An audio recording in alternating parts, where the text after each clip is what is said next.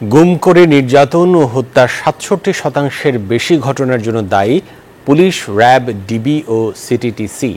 সবচেয়ে বেশি অভিযোগ র্যাবের বিরুদ্ধে। ১৫০০-এর বেশি গুম সংক্রান্ত কমিশনের দ্বিতীয় অন্তর্বর্তী প্রতিবেদনে উঠে এসেছে এসব তথ্য। কমিশনের কাছে অমানবিক নির্যাতনের অভিযোগ করেন ভুক্তভোগীরা। মানবাধিকার কর্মী এলিনা খান বলেন, পতিত আওয়ামী লীগ সরকারের আমলে বেশি গুমের ঘটনা প্রচলিত আইনেই বিচার করা সম্ভব। মাসুদা লাবনীর প্রতিবেদন। আমার হাত দুটো পিছনে বাঁধা থাকতো, কুনুই আর হাঁটুতে খুব জোরে জোরে মারতো মোটা লাঠি দিয়ে। আমি মনে করতাম হাড়গুলো বুঝি ভেঙে গেছে। এভাবেই ২০১৭ সালে গুমের পর কমিশনের কাছে জবানবন্দি দেন ২৩ বছর বয়সী এক ভুক্তভোগী।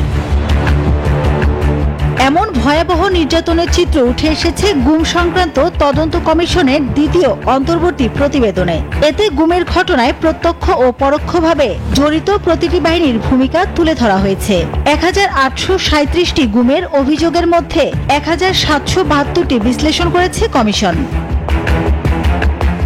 গুম সংক্রান্ত কমিশন বলছে, আটক ব্যক্তিদের অনেককে বিচার বহির্ভূতভাবে হত্যা করা হয়। যাদের হত্যা করা হতো না তাদেরকে আটক রেখে চালানো হতো সীমাহীন নির্যাতন, নিপীড়ন। বান্ডেল থাকলে প্রতি সেনমানিতে টাকা বাঁচবে। বিকাশ সেনমানি বান্ডেল কিনে জিতুন প্রতি লেনদেনে। কমিশনের প্রতিবেদনে বলা হয়, ঢাকা সেনানিবাসের ভেতরে যৌথ জিজ্ঞাসাবাদ কেন্দ্র ছিল ডিজিএফআই এর counter terrorism and intelligence bureau সিটিআইবির। এটি আয়নাঘর নামে পরিচিত। সবচেয়ে কুখ্যাত আটক কেন্দ্রগুলোর অন্যতম, যেখানে ব্যাপক নির্যাতন এবং দীর্ঘদিন আটক রাখা হতো। অপহরণ করার জন্য মাঝে মধ্যে র্যাবের গোয়েন্দা বিভাগ সহায়তা করত। এতে র্যাবের বিরুদ্ধে সবচেয়ে বেশি গুমের অভিযোগ। আইন প্রয়োগকারী সংস্থাগুলো, বিশেষ করে পুলিশ, র্যাব, ডিবি ও সিটিটিসি ৬৭% বেশি ঘটনার জন্য দায়ী। স্বতন্ত্রভাবে কম হলেও বর্ডার গার্ড বাংলাদেশ ও ন্যাশনাল সিকিউরিটি ইন্টেলিজেন্স এনএসআই এর নাম বারবার অন্যান্য বাহিনীর সঙ্গে একযোগে উঠে এসেছে। মানবাধিকার কর্মী এলিনা খান বলছেন, প্রচলিত আইনে গুমের সাথে জড়িতদের বিচার করা সম্ভব।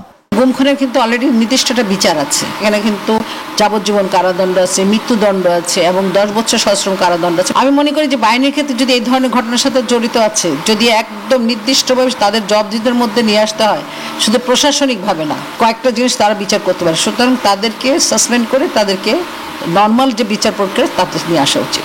পরামর্শ দেন, গুম প্রতিরোধে অন্তর্বর্তী সরকারের নেয়া পদক্ষেপগুলো মেনে চলতে হবে নির্বাচিত সরকারকে।